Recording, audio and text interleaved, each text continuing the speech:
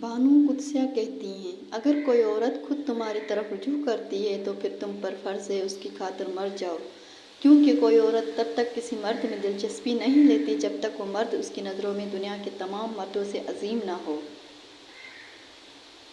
حدود قیود میں رہ کر اپنی بچیوں کو بھی کمانے کے لیے پڑھائیں لکھائیں، انہیں صاحب روزگار کریں تاکہ ساری عمر انہیں کسی گدھے کے ساتھ صرف اس لیے نہ گزارنی پڑے کہ اس کو پالے گا کون۔ وقت بدل گیا ہے، کل کو بچیوں کو یہ وقت رونتا گزر جاتا ہے۔ جب آپ کو ہر شخص سے شکایت ہونے لگے تو دیکھ لیجیے کہ خرابی کہیں آپ ہی کے اندر تو نہیں۔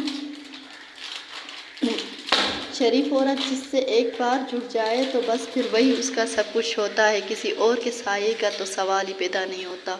جان دے دے گی لیکن شرک کا خیال تک نہ لائے گی۔ مخلص رشتوں کو مجبوری میں بھی ضائع نہ ہونے دیں، کیونکہ مجبوریاں تو ختم ہو جائیں گی لیکن رشتے دوبارہ نہیں جڑیں گے۔ اللہ کی طاقتوں کو کبھی کم مت سمجھو۔ اللہ اگر مہینوں کو سالوں میں بدل سکتا ہے تو وہ قبولیت کی لمبی مسافتوں کو لمحوں میں بھی بدل سکتا ہے۔ محبت کبھی کبھی یقین کی سب سے اونچی سیڑھی سے اتنا زور کا دھکا دیتی ہے کہ انسان ساری زندگی کسی پر بھروسہ نہیں کر سکتا۔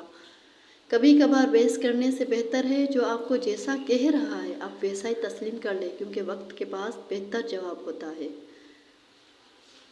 اگر میری ویڈیو آپ لوگوں کو اچھی لگی ہو تو پلیز میرے چینل کو سبسکرائب کر دیجیے گا، شبنم اور فاطمہ وائس کو۔ جزاک اللہ، تھینک یو۔